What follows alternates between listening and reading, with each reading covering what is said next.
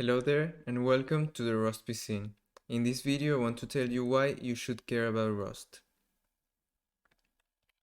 While many languages can only offer you two of these three properties, Rust wants to give you all three of them: fast, reliable, and productive.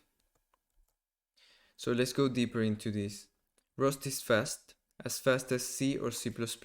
It also has a small memory footprint, smaller than languages like Go, Java, or Python. Also, it offers you safety. The compiler checks for invalid memory access, there's no null pointers, there can be no data erases, and there's many more warranties. Also, Rust provides you with nice zero-cost abstractions that allow you to write clear and understandable code. Rust enforces best practices used in C and C++, so learning Rust is gonna make you a better programmer overall. Rust is an open source project, so anyone can contribute to it. Also, it has very good documentation and the support of the community is great. We can go to the official webpage to find more information. Here we can see that we have there's tools to build everything from command line applications, WebAssembly, networking, and even embedded systems. We have the Rust book, which is the main resource of this book, where you can find information from how to install Rust and how to get started with all the concepts. Also, the Rust team, it maintains a really complete set of tools for building, running, and testing your code, but also it can generate documentation.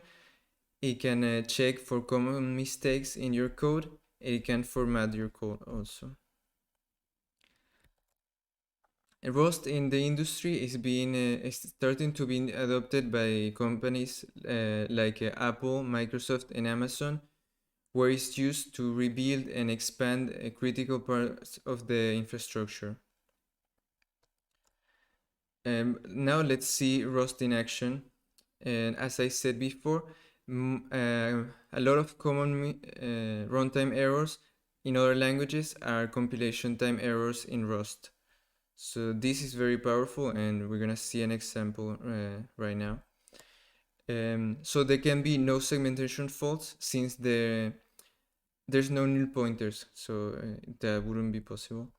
And for example, it's impossible to access an array in an invalid position because the compiler wouldn't compile that code. So here we have an example. We are declaring an array, and we are declaring an array with 3 elements, and we're trying to access an element in it. So if we accessed an element which exists, like in the position 2, we get what we expect.